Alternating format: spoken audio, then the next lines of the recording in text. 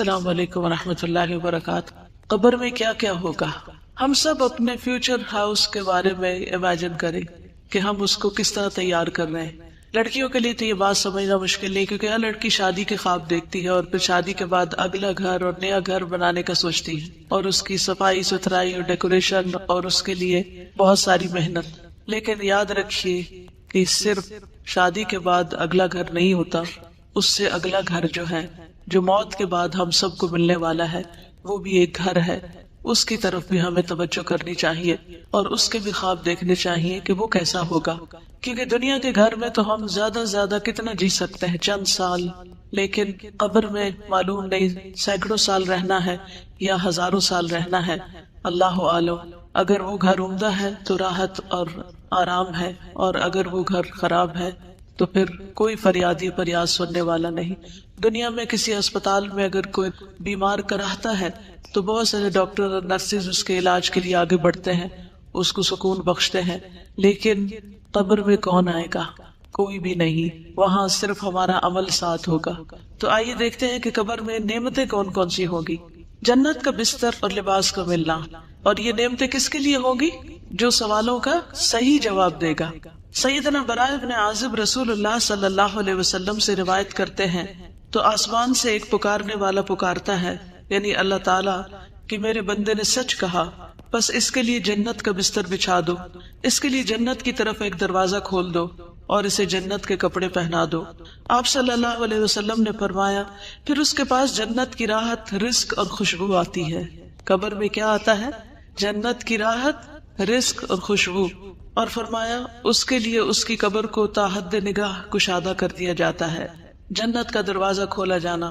سیدنا ابو ہریرہ نبی صلی اللہ علیہ وسلم سے روایت کرتے ہیں کہ سوال و جواب کے بعد پھر اس کے لیے جنت کے دروازوں میں سے ایک دروازہ کھول دیا جاتا ہے اور اسے کہا جاتا ہے، یہ تیرا اس جنت میں ٹھکانہ ہے، اور جو کچھ اللہ نے تیرے لیے اس میں تیار کیا ہے، یعنی جو کچھ اللہ نے تمہارے لیے تیار کیا ہے وہ تم دیکھو۔ تو اس کی خوشی اور سرور میں اضافہ ہو جاتا ہے۔ یہ خوش قسمت لوگ ہیں، اللہ تعالیٰ ہمیں بھی ان میں شامل کر لے کہ جو وہاں پر اپنے ٹیسٹ میں کامیاب ہو کر خوش ہوں گے، جیسے آج آپ سرٹیفکیٹ لے کر خوش ہوں گے انشاءاللہ کہ آپ کی کوششیں قابل قدر ٹھہری۔ تو اصل سرٹیفکیٹ وہ ہے جو قبر میں ملے گا، جو وہاں کامیاب ہو گیا وہ اصل کامیاب ہے۔ پھر اس کے لیے جہنم کے دروازوں میں سے ایک دروازہ کھولا جاتا ہے اور اسے کہا جاتا ہے، اگر تو نے اس کی نافرمانی کی ہوتی تو یہ تیرا ٹھکانہ ہوتا، اور جو کچھ اللہ نے اس میں تیرے لیے تیار کیا ہوا ہے، تو اس کی خوشی اور سرور میں اضافہ ہو جاتا ہے کہ شکر اللہ نے مجھے آگ سے بچا لیا۔ صبح و شام جنت کا ٹھکانہ دکھایا جاتا ہے، جیسے بیڈ روم کے اندر ٹیلی ویژن میں لوگ طرح طرح کے مناظر دیکھتے ہیں، نیچرل بیوٹی دیکھتے ہیں یا اور خوبصورت چیزیں دیکھتے ہیں، تو بیٹھے بیٹھے اپنے بیڈ روم میں ہی خوش ہو رہے ہوتے ہیں۔ تو اسی طرح قبر میں لیٹے ہوئے جب اہل جنت، یعنی جن کو انشاءاللہ کامیابی نصیب ہوگی، وہ جنت کا اپنا ٹھکانہ دیکھتے ہیں تو اس کو دیکھ کر خوش ہوتے رہتے ہیں۔ سیدنا ابن عمر سے روایت ہے کہ رسول اللہ صلی اللہ علیہ وسلم نے فرمایا، بے شک جب تم میں سے کوئی مر جاتا ہے تو صبح و شام اس کا ٹھکانہ اس پر پیش کیا جاتا ہے، اگر وہ جنت والوں میں سے ہے تو جنت والوں کا مقام، اور اگر دوزخ والوں میں سے ہے تو دوزخ والوں کا مقام اسے دکھایا جاتا ہے، اور اس سے کہا جاتا ہے، یہ ہے تیرا ٹھکانہ جب تک کہ اللہ قیامت کے دن تجھے اٹھا کر اس جگہ نہ پہنچا دے، یہاں جانے والا ہے، تو یہ ہے تیرا گھر، یہ ہے تیرا گھر۔ بار بار اس کے مناظر دکھائے جاتے ہیں۔ اپنا ٹھکانہ دیکھ کر اللہ کا شکر ادا کرنا۔ سیدنا ابو ہریرہ سے روایت ہے، انہوں نے کہا کہ رسول اللہ صلی اللہ علیہ وسلم نے فرمایا، ہر جنتی کو جہنم میں اس کا ٹھکانہ دکھایا جاتا ہے، اور وہ کہتا ہے، اگر اللہ نے مجھے ہدایت نہ دی ہوتی تو میں یہاں ہوتا۔ اس ہدایت پر کتنا اللہ کا شکر ادا کرنا چاہیے، اور یہ بات اس کے لیے شکر کا باعث بن جاتی ہے۔ کیا آج دنیا میں آپ اللہ کی دی ہوئی ہدایت پہ شکر گزار ہوتے ہیں؟ اللہ تیرا شکر ہے تو نے قرآن کی نعمت دی، تیرا شکر ہے تو نے محمد صلی اللہ علیہ وسلم کی پہچان دی، تیرا شکر ہے تو نے ہمیں دین کی سمجھ دی۔ جو آج دین کو پا کر شکر گزار ہوتے ہیں، انشاءاللہ وہ اس پر عمل کرتے ہوئے قبر میں بھی شکر گزار ہوں گے اللہ کے فضل سے۔ قبر کا 70 ہاتھ کشادہ اور سرسبز کر دیا جانا۔ قتادہ کہتے ہیں کہ ہمیں یہ بات بتائی گئی کہ اس کے لیے اس کی قبر 70 ہاتھ کشادہ کر دی جاتی ہے، اور اس کو اس دن تک سبزے اور خوشحالی سے بھر دیا جاتا ہے جب وہ لوگ اٹھائے جائیں گے۔ یعنی قبر کے اندر بھی ایک سبزہ ہوتا ہے، اور قیامت تک اس کی قبر کے اندر یہی رہتا ہے۔ قبر میں 14ویں کے چاند کی روشنی ہونا. سیدنا ابو ہریرہ رسول اللہ صلی اللہ علیہ وسلم سے روایت کرتے ہیں کہ آپ نے فرمایا بے شک مومن شخص اپنی قبر میں سبز باغیچے میں ہوتا ہے. کہاں ہوتا ہے؟ سبز باغیچے میں ہوتا ہے. سبحان اللہ، جیسے باغ میں گارڈن میں ہوتا ہے. پھر اس کے لیے اس کی قبر کو 70 ہاتھ کشادہ کر دیا جاتا ہے. دنیا میں کس کا گھر اتنا بڑا ہے؟ اتنا گھر تو دنیا میں بھی بڑا نہیں ملتا جتنا مومن کو قبر کے اندر بڑا گھر ملے گا.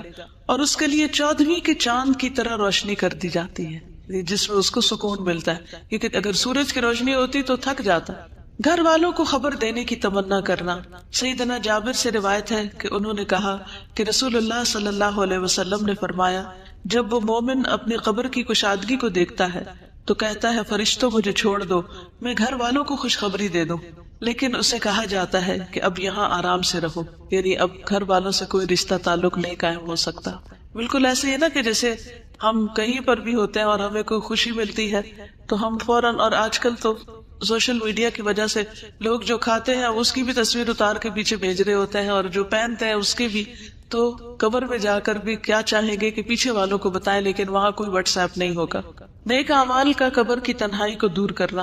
سیدنا براء بن عازب نبی صلی اللہ علیہ وسلم سے روایت کرتے ہیں اور اس قبر میں کہ مومن کے پاس ایک خوبصورت چہرے، خوبصورت لباس اور انتہائی عمدہ خوشبو والا ایک شخص آتا ہے تو وہ کہتا ہے کہ اس چیز کی خوشخبری پاؤ جو تمہیں خوش کرے گی، یہ وہی تیرا دن ہے جس کا تم سے وعدہ کیا جاتا تھا. تو وہ اس سے پوچھتا ہے کہ تم کون ہو، تمہارا چہرہ خیر لایا ہے. تو وہ کہتا ہے میں تمہارا نیک عمل ہوں. سبحان اللہ. قبر میں کوئی ساتھ نہیں جائے گا لیکن نیک عمل ساتھ ہوگا. ہم سب اپنے قرآن پڑھنے کو دیکھیں، نمازوں کو دیکھیں، دعاؤں کو دیکھیں، لوگوں کے ساتھ خیر و بھلائی اور احسان کے کاموں کو دیکھیں کہ ہم کیا کیا کر رہے ہیں. اس پر وہ کہتا ہے اے میرے رب قیامت ابھی قائم کر دے. ابھی تو ڈر لگتا ہے نا کہ قیامت نہ آ جائے کہیں، تو وہ کہے گا ابھی قیامت قائم کر دے تاکہ میں اپنے اہل خانہ اور اپنے مال کی طرف واپس لوٹ جاؤں، تاکہ جا کے ان سے ملوں. یہ انسان کے اندر قدرتی ایک اٹریکشن ہوتی ہے اپنے گھر والوں سے ملنے کی. انسان دنیا میں کہیں بھی سیر و تفریح کر کے آئے لیکن جو مزہ اور لطف اس کو اپنوں کے اندر آتا ہے وہ کہیں نہیں آتا. تو وہاں بھی وہ کیا چاہے گا کہ میں اپنی اس خوشی کو اپنے گھر والوں کے ساتھ شیئر کروں. اور ایک روایت میں ہے اس کے پاس متشکل ہو کر، یہ شکل بنا کر ایک ایسا آدمی آتا ہے جس کا چہرہ انتہائی خوبصورت، کپڑے انتہائی خوبصورت، خوشبو بہت اچھی ہوتی ہے. آپ دیکھیں کہ کسی بھی ایسے شخص کی کمپنی میں آپ کا دل کتنا خوش ہو جاتا ہے. وہ کہتا ہے تو خوشخبری پا اس چیز کی جو تجھے خوش کرے، خوشخبری پا لے اللہ کی رضامندی اور باغات کی جن میں ہمیشہ کی نعمتیں ہیں. یہ تیرا وہ دن ہے جس کا تجھ سے وعدہ کیا جاتا تھا. تو وہ فوت شدہ شخص اس سے کہتا ہے تجھے بھی اللہ خیر کی بشارت دے، تو کون ہے؟ تیرا چہرہ خیر لایا ہے. تو وہ کہتا ہے کہ میں تیرا نیک عمل ہوں. اللہ کی قسم جو کچھ میں جانتا ہوں وہ یہ ہے کہ تو اللہ کی اطاعت میں بڑی جلدی کرتا تھا، یعنی نیکی کے کاموں میں آگے آگے ہوتا تھا، اور اللہ کی نافرمانی میں بہت ہی سست تھا، یعنی پیچھے ہوتا تھا، جھجکتا تھا، ڈرتا تھا. اللہ تجھے بہترین بدلہ دے. تو ہم اپنی قبر میں کیا چاہتے ہیں اس کے مطابق اپنے دنیا کے عمل درست کر لیں. صدقہ کا قبر کی آگ بجھانا. سیدنا عقبہ بن عامر سے روایت ہے انہوں نے کہا کہ رسول اللہ صلی اللہ علیہ وسلم نے فرمایا بے شک صدقہ کرنے والوں کی قبروں سے حرارت بچاتا ہے. قبروں کی آگ اور گرمی صدقے سے بجھتی ہے، اور مومن روز قیامت اپنے صدقے کے سائے میں ہوگا. مومن قیامت کے دن صدقے کے سائے میں ہوگا. اس لیے چاہے ایک کھجور کا آدھا ٹکڑا ہی کیوں نہ اللہ کے راہ میں دے، دینے والے بنے. ہمیشہ دینے پر حرص رکھے، اور یاد رکھیے دینے والوں کو ملتا ہے. جو دیتا ہے اللہ تعالیٰ اس کو اس سے بھی زیادہ لوٹاتا ہے. اور قسم کھا کر یہ بات کہی گئی کہ صدقہ کرنے سے مال کبھی کم نہیں ہوتا. سیدنا ابو ہریرہ سے روایت ہے کہ رسول اللہ صلی اللہ علیہ وسلم نے فرمایا اس میت کے لیے اس کی قبر کی لمبائی اور چوڑائی میں 70 ہاتھ فراخ کر دی جاتی، کھلی کر دی جاتی ہے. پھر اس کے لیے اس میں روشنی کر دی جاتی ہے. پھر اسے کہا جاتا ہے کہ سو جاؤ. تو وہ کہتا ہے میں اپنے گھر والوں کی طرف لوٹ جاؤں تاکہ میں انہیں خبر دے دوں. تو وہ دونوں کہتے ہیں اس دلہن کی طرح سو جاؤ جسے کوئی نہیں جگاتا مگر وہ جو اس کو سب سے زیادہ پیارا ہوتا ہے، یہاں تک کہ اللہ اسے اس کی اس خوابگاہ سے اٹھائے گا. یعنی قیامت کے دن پھر وہ آرام سے اس نیند سے اٹھے گا. کتنی خوبصورت قبر ہے نیک عمل کرنے والوں کی. روح کا سبز پرندوں میں ڈالا جانا. سیدنا ابو ہریرہ نبی صلی اللہ علیہ وسلم سے روایت کرتے ہیں جسم کو اسی طرح لوٹا دیا جاتا ہے جیسے اس کی ابتدا ہوئی تھی، اور اس کی روح کو ایک پاکیزہ جسم میں ڈال دیا جاتا ہے جو کہ پرندے ہیں جو جنت کے درختوں کے ساتھ لٹکے ہوتے ہیں۔ یعنی یہ شہیدوں کا انجام ہے۔ شہداء کو گھر اور رزق ملنا۔ سیدنا ابن عباس سے روایت ہے، انہوں نے کہا کہ رسول اللہ صلی اللہ علیہ وسلم نے فرمایا، شہداء جنت کے دروازے پر موجود ایک نہر کے کنارے پر سبز رنگ کے خیمے میں رہتے ہیں، ان کی طرف ان کا رزق جنت سے صبح و شام آتا ہے۔ سبحان اللہ۔ جنت کا کھانا۔ ایک انصاری صحابی سے روایت ہے کہ ایک مرتبہ ہم لوگ رسول اللہ صلی اللہ علیہ وسلم کے ہمراہ ایک انصاری کے جنازے میں نکلے، اور میں اس وقت نوعمر تھا اور اپنے والد کے ساتھ تھا، تو رسول اللہ صلی اللہ علیہ وسلم قبر کے گڑھے کے کنارے بیٹھ گئے اور قبر کھودنے والے کو تلقین کرنے لگے کہ سر کی جانب سے اسے کشادہ کرو اور دونوں پاؤں کی طرف سے کشادہ کرو، البتہ اس کے لیے جنت میں انگور کے بہت سے خوشے ہیں۔ یعنی نبی صلی اللہ علیہ وسلم نے اس کے دفنانے سے پہلے ہی اس کے لیے خوشخبری دے دی۔ شہداء کی خصوصی مہمان نوازی۔ سیدنا مسروق سے روایت ہے، انہوں نے کہا کہ ہم نے عبداللہ بن مسعود سے اس آیت کے بارے میں سوال کیا، اور جنہیں اللہ کے راستے میں قتل کیا جائے انہیں مردہ گمان نہ کرو بلکہ وہ زندہ ہیں، اپنے رب کے پاس سے رزق دیے جاتے ہیں۔ تو انہوں نے کہا ہم بھی رسول اللہ صلی اللہ علیہ وسلم سے اس بارے میں سوال کر چکے ہیں، تو آپ صلی اللہ علیہ وسلم نے فرمایا ان کی روحیں سبز پرندوں کے پیٹ میں ہوتی ہیں، ان کے لیے ایسی قندیلیں ہیں جو عرش کے ساتھ لٹکی ہوئی ہیں، اور وہ روحیں جنت میں جہاں چاہیں کھاتی اور پھرتی رہتی ہیں، پھر ان قندیلوں میں واپس آ جاتی ہیں، یعنی جہاں سے جاتی ہیں۔ ان کا رب ان کی طرف جھانک کر دیکھتا ہے اور فرماتا ہے کیا تمہیں کسی چیز کی خواہش ہے؟ وہ عرض کرتے ہیں ہم کس چیز کی خواہش کریں، حالانکہ ہم جہاں چاہتے ہیں جنت میں کھاتے پھرتے ہیں۔ اللہ تعالیٰ ان سے اس طرح 3 مرتبہ فرماتا ہے، پھر جب وہ دیکھتے ہیں کہ انہیں کوئی چیز مانگے بغیر چھوڑا نہیں جائے گا تو وہ عرض کرتے ہیں اے رب، ہم چاہتے ہیں کہ تو ہماری روحیں ہماری جسموں میں لوٹا دے، یہاں تک کہ ہم تیرے راستے میں ایک مرتبہ پھر قتل کیے جائیں۔ پھر جب اللہ دیکھتا ہے کہ انہیں اب کوئی ضرورت نہیں تو انہیں چھوڑ دیا جاتا ہے۔ یعنی اللہ تعالیٰ ان کی اتنی کیئر کرتے ہیں۔ نیک اعمال کا ثواب پہنچتے رہنا۔ 3 قسم کے اعمال کا سلسلہ جاری رہنا۔ سیدنا ابو ہریرہ سے روایت ہے کہ رسول اللہ صلی اللہ علیہ وسلم نے فرمایا جب انسان فوت ہو جاتا ہے تو 3 اعمال کے سوا اس کے تمام اعمال کا سلسلہ منقطع ہو جاتا ہے، صدقہ جاریہ، یا وہ علم جس سے نفع اٹھایا جاتا رہے، یا نیک اولاد جو اس میت کے لیے دعا کرتی ہے، یہ مرنے کے بعد بھی نیکیوں میں اضافے کا سبب بنتے ہیں۔ اولاد کی دعا سے درجات بلند ہونا۔ سیدنا ابو ہریرہ سے روایت ہے، انہوں نے کہا کہ رسول اللہ صلی اللہ علیہ وسلم نے فرمایا بے شک اللہ عز و جل جنت میں نیک آدمی کا درجہ بلند فرمائیں گے تو وہ عرض کرے گا اے رب، یہ درجہ مجھے کیسے حاصل ہوا؟ اللہ تعالیٰ فرمائیں گے تیری اولاد کا تیرے لیے استغفار کرنے کی وجہ سے۔ تو ہم سب کو اپنے والدین کے لیے جو فوت ہو چکے ہیں بخشش کی دعا کرنی چاہیے۔ ایک دفعہ میں دعا کرتی ہوں، میں اپنے والد کی نیت کرتی ہوں، آپ سب اپنے اپنے والدین کی جو دنیا سے جا چکے ہیں یا دادا دادی جو بھی، ان کے لیے نیت کر لیجیے۔ اللہم اغفر لہ وارحمہ وعافہ واعف عنہ واکرم نزلہ ووسع مدخلہ واغسلہ بالماء والثلج والبرد ونقہ من الخطایا كما ينقى الثوب الأبيض من الدنس اللهم أبدله دارا خيرا من داره وأهلا خيرا من أهله وزوجا خيرا من زوجه اللهم أدخله الجنة اللهم أدخله الجنة اللهم أدخله الجنة وأعذه من عذاب القبر ومن عذاب النار۔ جہاں اپنی بخشش کی دعا مانگا کرے وہاں اپنے والدین کی بخشش کی دعا بھی ضرور کیا کرے، کیونکہ اللہ سبحانہ وتعالیٰ کا فرمان ہے انشکر لی ولوالدیک، کہ میرا شکر ادا کرو اور اپنے والدین کا۔ تو والدین کا شکریہ صرف اس طرح ادا نہیں ہو سکتا کہ ہم انہیں کہیں آپ کا بہت شکریہ، آپ نے میں پیدا کیا یا میں پالا۔ شکر عمل سے ہوتا ہے، اور وہ عمل کیا ہے کہ ان کے لیے دعا کی جائے، ان کی طرف سے صدقہ خیرات کیا جائے۔ کوئی سوال؟ کیوں نہیں ٹھیک؟ مجھے یاد ہے میں بہت چھوٹی تھی اور میری والدہ نے یہ حدیث مجھے سنا دی تھی، ابھی میں نے ہوش نہیں سنبھالا تھا۔ ان کو تھوڑا سا پہلے آپ راہ ہموار کریں کہ دیکھیں ہم اس دنیا میں اللہ کی عبادت کے لیے آئیں، جہاں ایک طرف قبر میں نعمتیں ہیں وہاں دوسری طرف قبر میں عذاب بھی ہے۔ سیدہ عائشہ رضی اللہ تعالیٰ عنہ سے روایت ہے کہ ایک یہودی عورت ان کے پاس آئی، اس نے عذاب قبر کا ذکر کیا تو عائشہ رضی اللہ تعالیٰ عنہ سے کہا کہ اللہ آپ کو عذاب قبر سے پناہ میں رکھے۔ اس پر عائشہ رضی اللہ تعالیٰ عنہ نے رسول اللہ صلی اللہ علیہ وسلم سے عذاب قبر کے بارے میں پوچھا۔ آپ صلی اللہ علیہ وسلم نے فرمایا ہاں عذاب قبر حق ہے۔ عائشہ رضی اللہ تعالیٰ عنہ نے بیان کیا کہ پھر میں نے کبھی ایسا نہیں دیکھا کہ رسول اللہ صلی اللہ علیہ وسلم نے کوئی نماز پڑھی ہو اور اس میں عذاب قبر سے اللہ کی پناہ نہ مانگی ہو. یہ کون دعا کر رہا ہے؟ نبی صلی اللہ علیہ وسلم. یہ دعا کہاں پڑھی جاتی ہے کچھ پتا ہے آپ کو؟ تشہد کے بعد اللہم انی اعوذ بک من عذاب القبر واعوذ بک من عذاب جہنم واعوذ بک من فتنة المسیح الدجال واعوذ بک من فتنة المحیا والممات. جہاں ہم رب جلنی پڑھتے ہیں نا، تو چاہے تو اس کی جگہ آپ پڑھ لیں، چاہے تو اس کے ساتھ پڑھ لیں، دونوں صورتیں کر سکتے ہیں. ٹھیک ہے؟ تو نبی صلی اللہ علیہ وسلم اس دعا کو ہمیشہ پڑھتے تھے. ہمیں بھی پڑھنی چاہیے اور قبر کے عذاب سے پناہ مانگنی چاہیے. نبی صلی اللہ علیہ وسلم اگر عذاب قبر سنوا دیتے تو لوگ دفن کرنا چھوڑ دیتے. سیدنا انس سے روایت ہے کہ نبی صلی اللہ علیہ وسلم نے فرمایا اگر مجھے یہ ڈر نہ ہوتا کہ تم لوگ اپنے مردوں کو دفن کرنا چھوڑ دو گے تو میں اللہ سے دعا کرتا کہ وہ تمہیں قبر کا عذاب سنا دے. جانوروں کو عذاب کی آوازیں آنا. سیدنا ابن مسعود سے روایت ہے کہ آپ صلی اللہ علیہ وسلم نے فرمایا بے شک مردوں کو ان کی قبروں میں عذاب دیا جاتا ہے یہاں تک کہ یقیناً جانور ان کی آوازیں سنتے ہیں.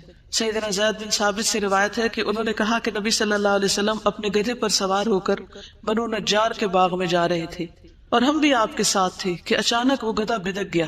قریب تھا کہ وہ آپ کو نیچے گرا دے، یعنی ایک دم سرکش ہو گیا. دیکھا تو وہاں 6 یا 5 یا 4 قبریں تھیں. آپ صلی اللہ علیہ وسلم نے فرمایا کیا کوئی ان قبر والوں کو جانتا ہے؟ تو ایک آدمی نے عرض کیا کہ میں جانتا ہوں. آپ نے فرمایا یہ لوگ کب مرے تھے؟ اس آدمی نے عرض کیا یہ لوگ شرک کی حالت میں مرے. تو آپ صلی اللہ علیہ وسلم نے فرمایا بے شک ان لوگوں کو ان کی قبروں میں عذاب ہو رہا ہے. اگر مجھے یہ خیال نہ ہوتا کہ تم لوگ اپنے مردوں کو دفن کرنا چھوڑ دو گے تو میں اللہ سے دعا کرتا کہ وہ تمہیں بھی قبر کا عذاب سنا دے جسے میں سن رہا ہوں. پھر آپ صلی اللہ علیہ وسلم نے اپنے چہرے کا رخ ہماری طرف کیا اور فرمایا تم لوگ آگ کے عذاب سے اللہ کی پناہ مانگو. انہوں نے یعنی صحابہ نے عرض کیا ہم آگ کے عذاب سے اللہ کی پناہ مانگتے ہیں. پھر آپ صلی اللہ علیہ وسلم نے فرمایا تم قبر کے عذاب سے اللہ کی پناہ مانگو. انہوں نے صحابہ نے عرض کیا ہم قبر کے عذاب سے اللہ کی پناہ مانگتے ہیں. پھر آپ نے فرمایا تم ہر قسم کے ظاہری اور باطنی فتنوں سے اللہ کی پناہ مانگو. انہوں نے عرض کیا ہم ہر قسم کے ظاہری اور باطنی فتنوں سے اللہ کی پناہ مانگتے ہیں. آپ نے فرمایا تم دجال کے فتنے سے اللہ کی پناہ مانگو. انہوں نے صحابہ نے عرض کیا ہم دجال کے فتنے سے اللہ کی پناہ مانگتے ہیں. یہاں سے یہ بھی پتہ چلتا ہے کہ نبی صلی اللہ علیہ وسلم کی جو تعلیم تھی وہ سچویشنل بھی ہوتی تھی. جس وقت جو سچویشن پیش آتی اس کے مطابق لوگوں کو تعلیم دیتے. کیا آپ شادی کے مجلس میں یہ کتاب لے جائیں گی؟ کیا خیال ہے؟ شادی والے دن شادی والے گھر میں یہ کتاب سنائیں گی؟ نہیں. نبی صلی اللہ علیہ وسلم نے صحابہ کو قبر وغیرہ کے بارے میں کس وقت بتایا؟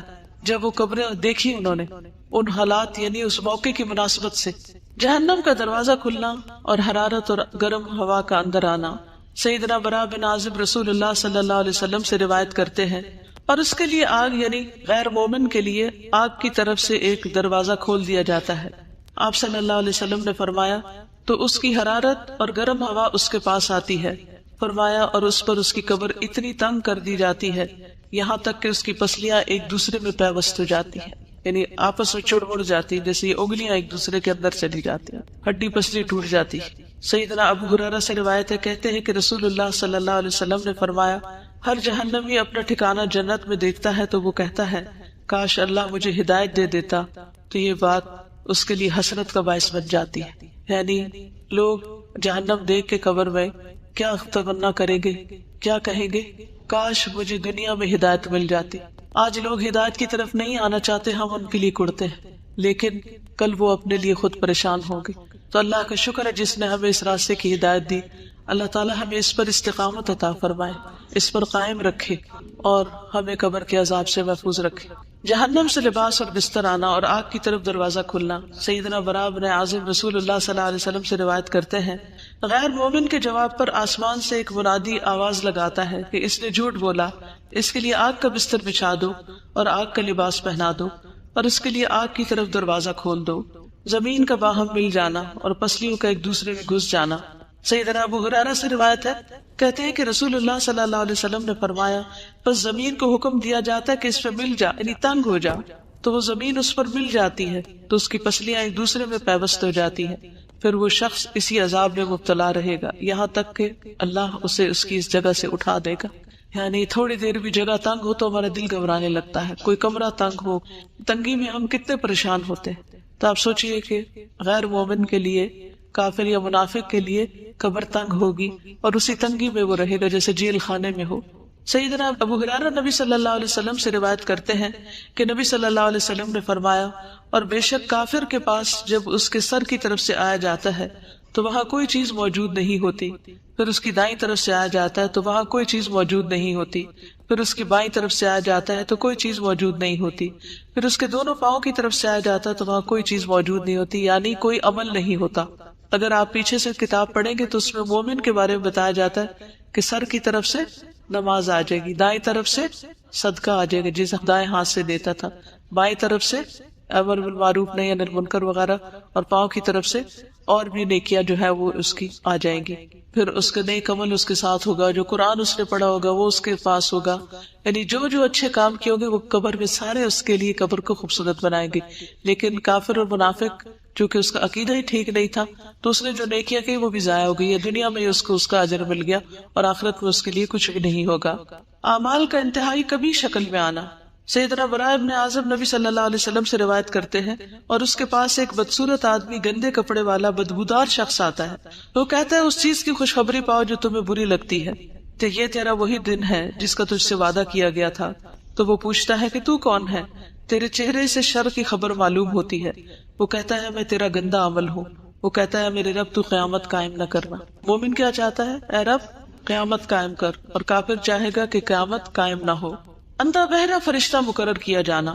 سیدنا براء ابن عازب رسول اللہ صلی اللہ علیہ وسلم سے روایت کرتے ہیں، پھر اس پر ایک اندھا بہرا فرشتہ مقرر کر دیا جاتا ہے۔ اس کے پاس لوہے کا ایک ایسا گرز ہیمر ہوتا ہے کہ اگر اسے پہاڑ پہ مارا جائے تو پہاڑ ریزہ ریزہ ہو جائے، اتنی زور کی پٹائی ہوتی ہے۔ فرمایا پھر وہ اس گرز سے اس کو مارتا ہے، اور اس کی مار کی آواز کو مشرق و مغرب کے درمیان کی ہر چیز سنتی ہے سوائے جن و انس کی۔ پھر وہ مردہ بھی مٹی ہو جاتا ہے، پھر اس میں روح لوٹا دی جاتی ہے، بار بار وہ مرتا ہے اور جیتا ہے اور اس مصیبت سے گزرتا ہے۔ لوہے کے ہتھوڑے سے دونوں کانوں کے درمیان یعنی گدی پر مار پڑنا۔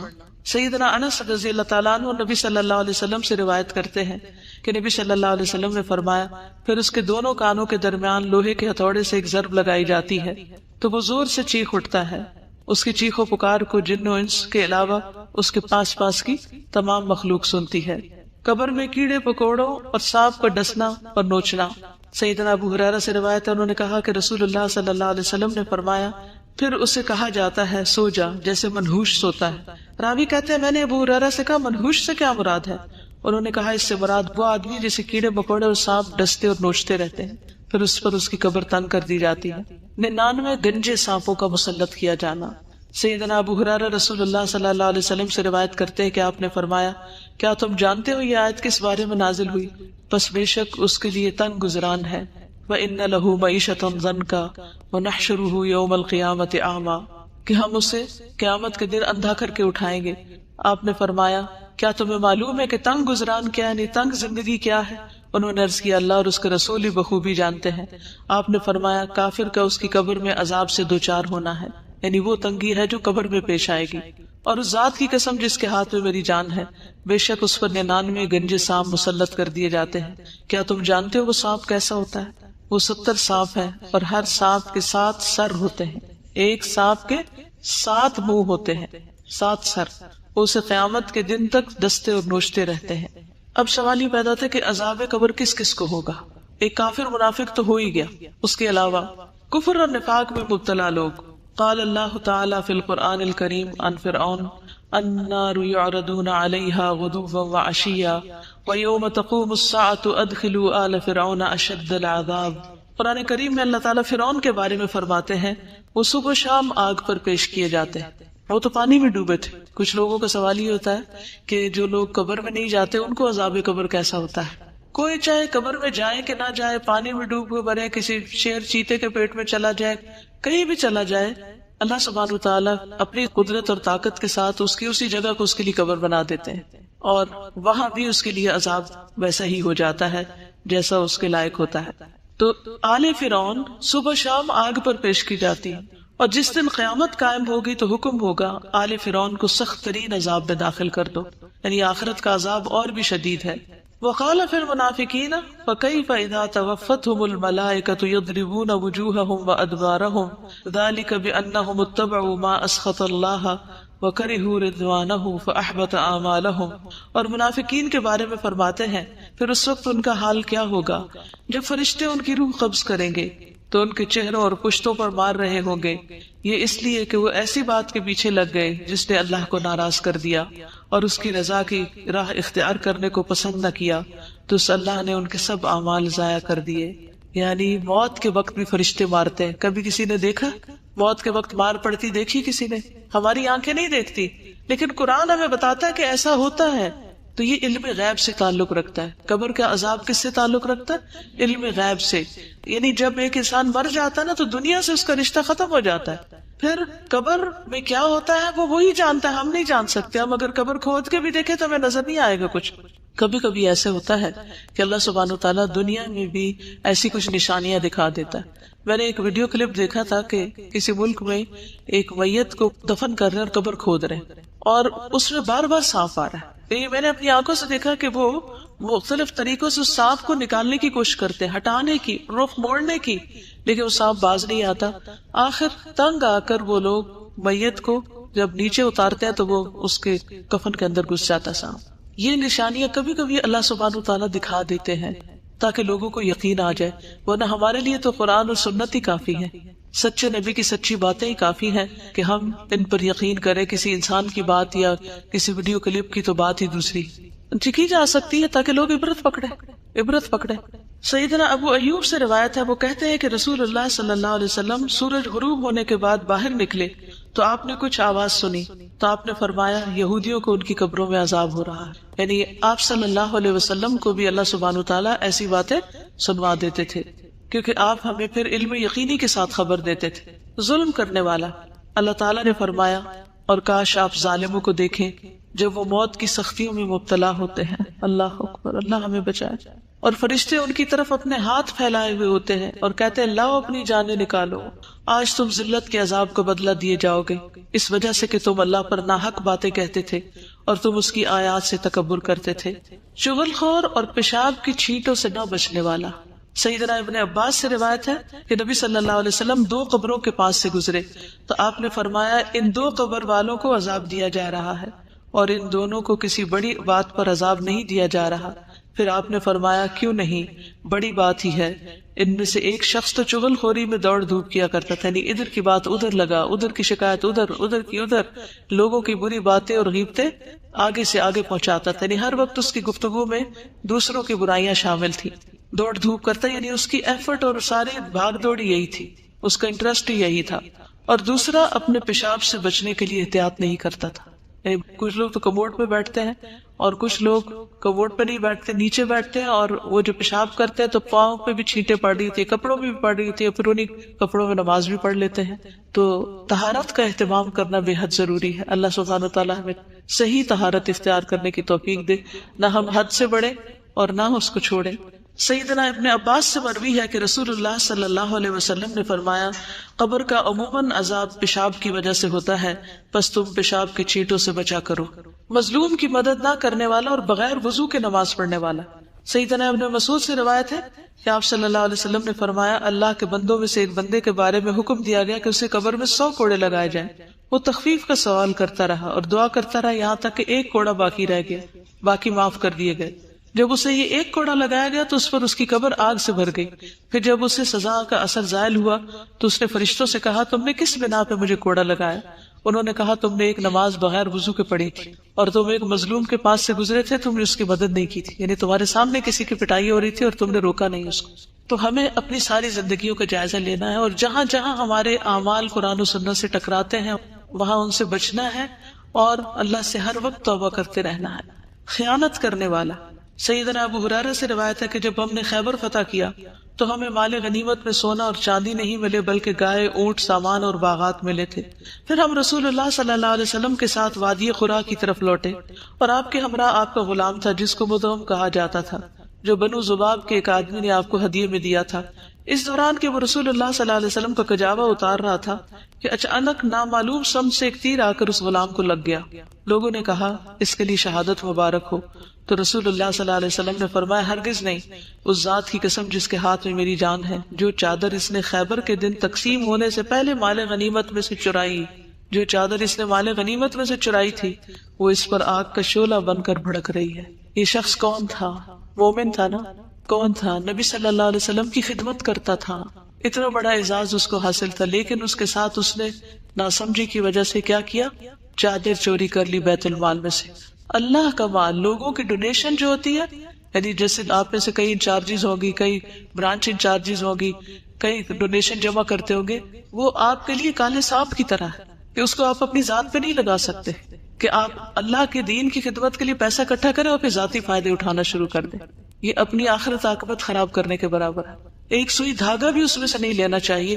لوگ جس مقصد کے لیے جو مال دے اس کو وہی خرچ کر دینا چاہیے، اور اس کی حفاظت بھی کرنی چاہیے، اسے ضائع ہونے کے لیے اور چوری ہونے کے لیے نہیں چھوڑ دینا چاہیے۔ یہ بات سن کر ایک آدمی 1 یا 2 تسمے لے کر آیا تو کہنے لگا یہ چیز میں نے اٹھائی تھی۔ تو رسول اللہ صلی اللہ علیہ وسلم نے فرمایا یہ بھی آگ کا 1 تسمہ یا 2 تسمے بنتے، اگر تم اس کو نہ جمع کراتے تو یہ تمہارے لیے آگ بن جاتے۔ جھوٹ بولنے والا، استغفر اللہ استغفر اللہ۔ سیدنا سمرہ بن جندب سے روایت ہے، کہتے ہیں کہ نبی صلی اللہ علیہ وسلم نے فرمایا آج رات میں نے 2 آدمیوں کو دیکھا جو میرے پاس آئے۔ ان دونوں نے کہا کہ جسے آپ نے دیکھا ہے اس کی باچھ کو چیرا جا رہا تھا، وہ بڑا ہی جھوٹا تھا، جو ایک جھوٹی بات کرتا اور اس سے وہ جھوٹ نقل کیا جاتا یہاں تک کہ دنیا کے کونوں میں پہنچ جاتا، قیامت کے دن تک اس کو یہی سزا ملتی رہے گی۔ اب بعض اوقات ہمارے اخبار، ریڈیو، ٹیلی ویژن جھوٹی خبریں آگے نشر کرتے ہیں، اسی طرح بعض اوقات واٹس ایپ پر ہم جھوٹی خبریں آگے پہنچاتے ہیں، بغیر جانے کوئی بھی چیز آگے نہ پہنچائے۔ آج کل لوگوں کی بہت عادت ہے، کوئی کسی کا بیان سنا، یہ نہ دیکھا کہ اس میں کون سی چیز قرآن سے ثابت ہے یا حدیث سے ثابت ہے، جھوٹی روایات، جھوٹے قصے صرف ایک انٹرٹینمنٹ کے طور پر آگے سے آگے بیان کرتے، بعض اوقات جھوٹے لطیفے اور ایسی چیز کو حدیث بنا کر پیش کرنا جو حدیث ہے ہی نہیں یا ضعیف حدیثیں ہیں۔ تو ان چیزوں کو بھی آگے فارورڈ کرنے سے پرہیز کریں۔ کوئی ضروری نہیں ہوتا کہ ہم ہر چیز یہ دوسروں تک پہنچائیں، جو چیز صاف ستھری، صحیح اور درست ہو اسی کو آگے پہنچائیں تاکہ ہمارے لیے صدقہ جاریہ بنے، نہ کہ عذاب جاریہ۔ سیدنا عمر نبی صلی اللہ علیہ وسلم سے روایت کرتے ہیں کہ آپ نے فرمایا میت کو اس کی قبر میں اس پر کیے جانے والے نوحے کی وجہ سے عذاب دیا جاتا ہے۔ ہم نے ایک وصیت نامہ چھاپ کے رکھا ہوا کاغذ یہاں پر ہوگا، آپ سب اپنے گھر والوں کے لیے وہ پیپر لکھ کے رکھ سکتے ہیں اپنے دستخط کے ساتھ کہ جب ہم بہت ہوں تو ہمارے پر بین نہ کیا جائے۔ سیدنا ابو موسیٰ اشعری سے روایت ہے، رسول اللہ صلی اللہ علیہ وسلم نے فرمایا جب کوئی مرنے والا مرتا ہے تو اس پر رونے والا کھڑا ہو اور وہ کہے کہ اے میرے پہاڑ، اے میرے سردار، یا اسی قسم کے کوئی اور الفاظ، تو میت پر 2 فرشتے مقرر کیے جاتے ہیں جو اس کے سینے پہ گھونسا مارتے اور پوچھتے ہیں کیا تو ایسا ہی تھا؟ تو اس لیے اپنی بے جا تعریفیں بھی پسند نہیں کرنی چاہیے اور لوگوں کو منع کیا جائے کہ ہماری بلا ضرورت تعریف نہ کرے، کیونکہ بعض اوقات مبالغہ رہی ہوتی تعریف میں، تو جو جھوٹی تعریفیں ہیں وہ بھی میت کے لیے مصیبت کا باعث بنتی۔ سیدنا انس سے روایت ہے، انہوں نے کہا کہ ایک شخص پہلے عیسائی تھا پھر مسلمان ہو گیا، اس نے سورۃ البقرہ اور آل عمران پڑھی تو نبی صلی اللہ علیہ وسلم کا کاتب بن گیا، لیکن پھر وہ شخص مرتد ہو کر عیسائی ہو گیا تو وہ کہنے لگا کہ محمد صلی اللہ علیہ وسلم کے لیے جو کچھ میں نے لکھ دیا ہے اس کے سوا محمد کو اور کچھ بھی معلوم نہیں۔ پھر اللہ تعالیٰ نے اسے موت دی، لوگوں نے اسے دفن کر دیا۔ جب صبح ہوئی تو انہوں نے دیکھا کہ زمین نے اسے باہر پھینک دیا تھا۔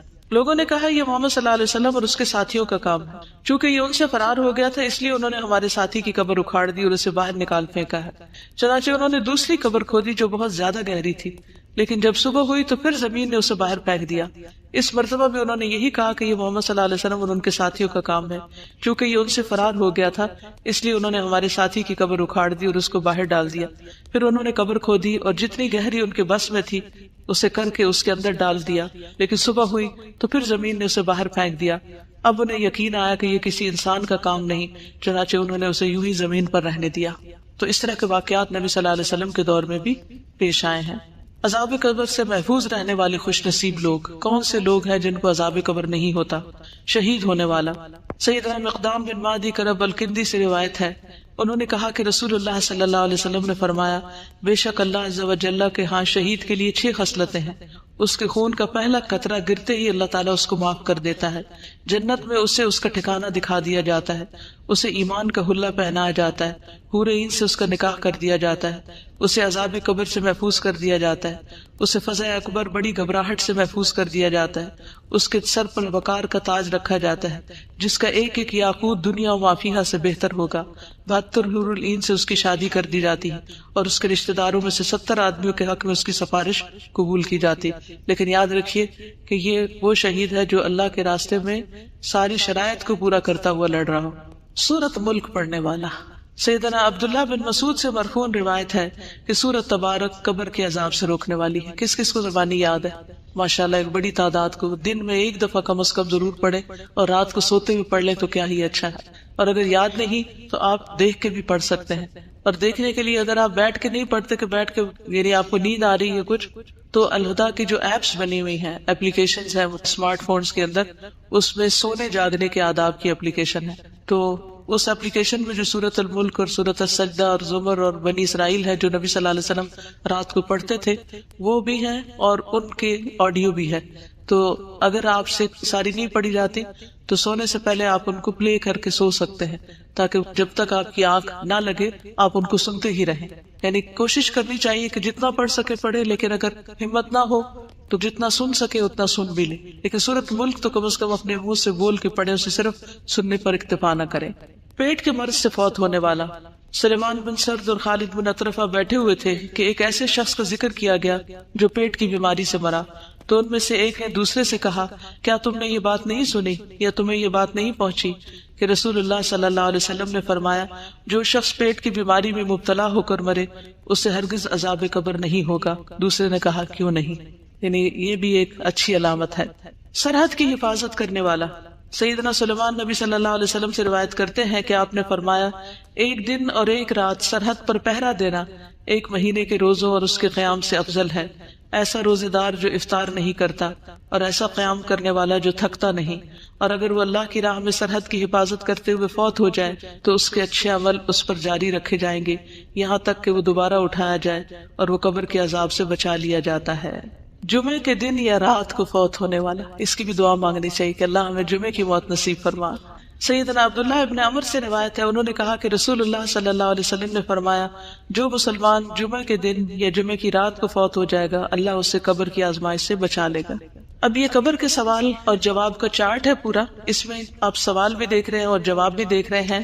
یہ جتنی بھی حدیثیں تھیں صحیح، ان سب میں جو جو سوال آئے ہیں، جو جو جواب آئے ہیں، جو فرشتے کہتے ہیں اور جو انجام ہوگا وہ ساری لکھ دی گئی ہیں۔ اس کو آپ خود بھی پڑھ سکتے ہیں لیکن پڑھیے گا ضرور۔ اب آخر میں ہم دعا کر لیتے ہیں۔ آخر میں ہے اچھی موت کے حصول کی دعائیں۔ میں دعا پڑھوں گی، آپ سب آمین کہیں گے، دعا دیکھتے بھی جائیے جو میں پڑھ رہی ہوں، ٹھیک ہے؟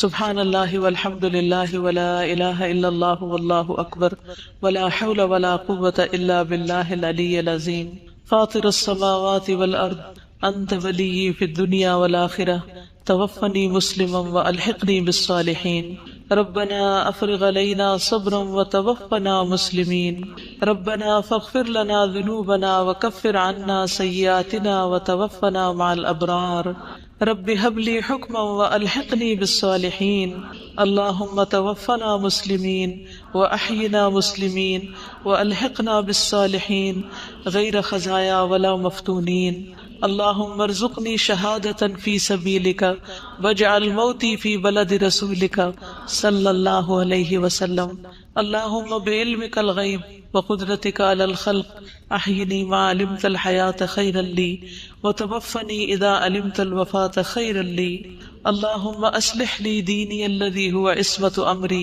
واصلح لي دنياي التي فيها معاشي واصلح لي آخرتي التي فيها معادي واجعل الحياة زيادة لي في كل خير واجعل الموت راحة لي من كل شر۔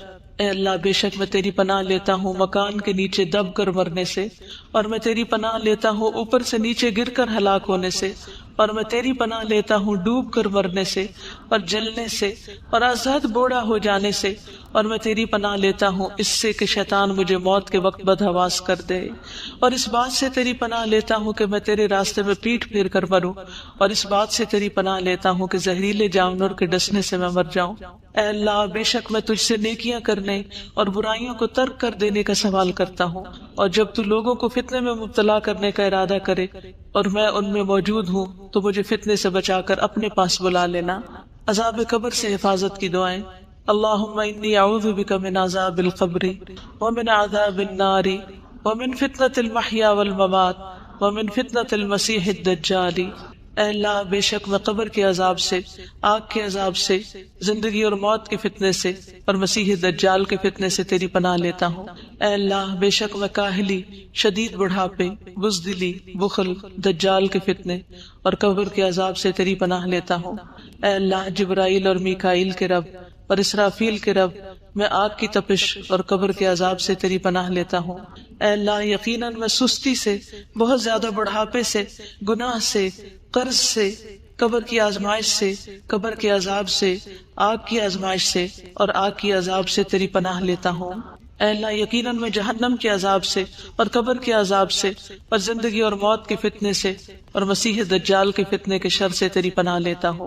اے اللہ، بے شک میں کفر، فقر اور قبر کے عذاب سے تیری پناہ لیتا ہوں۔ اے اللہ، بے شک میں قبر کے عذاب اور قبر کی آزمائش سے تیری پناہ لیتا ہوں۔ صبح شام کی جو دعائیں ہیں ان میں بھی یہ دعا آتی ہے۔ ہم نے اور تمام دنیا نے اللہ کے لیے شام کی، اور ساری تعریفیں اس اللہ کے لیے ہیں جس کے سوا کوئی معبود نہیں، وہ اکیلا ہے، اس کا کوئی شریک نہیں، اسی کے لیے بادشاہت ہے اور اسی کے لیے تعریف ہے، اور وہ ہر چیز پر پوری قدرت رکھنے والا ہے۔ اے اللہ، میں تجھ سے اس رات کی بھلائی کا سوال کرتا ہوں اور اس رات کے شر سے اور اس کے بعد کے شر سے تیری پناہ لیتا ہوں۔ اے اللہ، بے شک میں سستی اور بڑھاپے کی برائی سے تیری پناہ لیتا ہوں۔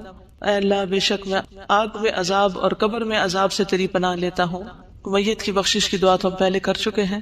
اے اللہ، اس کو بخش دے۔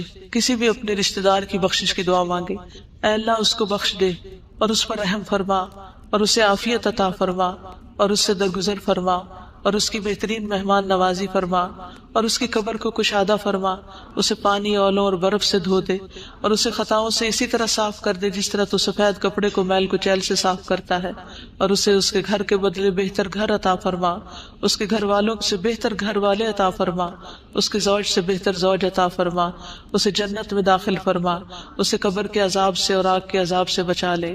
میت کے لیے فتنہ قبر سے بچنے کی دعا، یعنی کسی بھی جو آپ کے رشتہ دار قبر میں ہے ان سب کی نیت کر کے یہ دعا کریں۔ اللہم ان فلان ابن فلان فی ذمتک فقہ فتنۃ القبر، بچے کو عذاب قبر سے محفوظ رکھنے کی دعا۔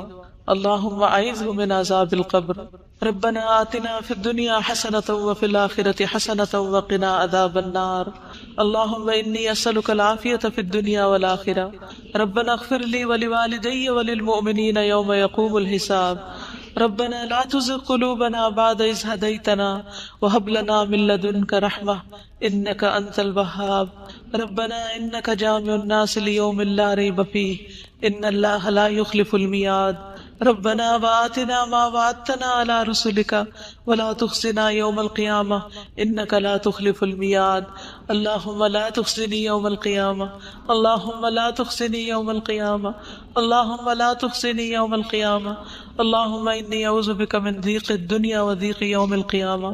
اے اللہ، بے شک میں تیری پناہ لیتا ہوں دنیا کی تنگی سے اور قیامت کے دن کی تنگی سے۔ یا اللہ پاک، یہ جتنی بچیاں قرآن پڑھ گئی ہیں انہیں استقامت عطا فرمانا، ان کو بہترین عمل کی توفیق عطا فرمانا، ہر قسم کی اخلاقی برائیوں سے بچانا، ان کی عاقبت اچھی کر دینا، اس علم کو انہیں دوسروں تک پہنچانے کی توفیق دینا، خالص اپنی رضا کے لیے، کسی بھی دنیاوی فائدے کی لالچ کے بغیر اور دنیاوی فائدے اٹھانے کے بغیر۔ یا رب العالمین، تو ہم سب کی عاقبت اچھی کر دے۔ یا اللہ، یہ جو تیرا پیغام آگے پہنچایا ہے، اللہ یہ مشن، یہ سلسلہ جاری رہے، تو اس کی حفاظت فرما، تو اس کے بہترین وارث پیدا فرما دے۔ یا رب العالمین، تو ہماری کوتاہیوں سے درگزر فرما، اللہ ہمیں ہماری برائیوں سے بچا۔ یا رب العالمین، تو ہمیں قبر کے عذاب سے، جہنم کے عذاب سے اور مسیح دجال کے فتنے سے محفوظ رکھنا۔ یا اللہ ہمارے والدین پر اپنی رحمت فرما، جو بیمار ہیں انہیں صحت عطا فرما، جو دکھی ہیں ان کے دکھ دور فرما دے۔ یا اللہ جس نے بھی جس دعا کے لیے کہا ہے ان کی دعائیں قبول فرما۔ یا اللہ جنہوں نے پڑھایا، جنہوں نے پیپر چیک کیے، جنہوں نے سرٹیفکیٹس بنائے، جنہوں نے مجلس کا اہتمام کیا، جنہوں نے سارے انتظامات کیے، اللہ ان سب کو بہترین جزائے خیر دے۔ جتنے لوگ اپنا گھر بار چھوڑ کر آئے ہیں اور جو اپنا مال اور جان اس رستے میں لگائی ہے، اللہ ان کی بھی کوششیں قبول فرما۔ یا اللہ ان کے خواب پورے فرما، جو بھی تیرے دین کی خدمت کرنا چاہتے ہیں ان کے لیے راستے آسان فرما دے۔ یا اللہ ہم سب کو صحت کاملہ عطا فرما۔ یا اللہ ہمیں بار بار ایسے موقع عطا فرما جہاں ہم اپنے ایمان کو زیادہ بہتر کر سکیں۔ یا اللہ تو ہماری ساری خطاؤں سے درگزر فرما۔ اللہم اغفر لنا ما قدمنا وما اخرنا وما اسررنا وما اعلنا وما انت عالم به منا، ربنا تقبل منا انك انت السميع العليم وتب علينا انك انت التواب الرحيم، وصلی اللہ تعالی علی خیر خلقہ محمد وعلی آلہ واصحابہ واہل بیتہ اجمعین برحمتک یا ارحم الراحمین۔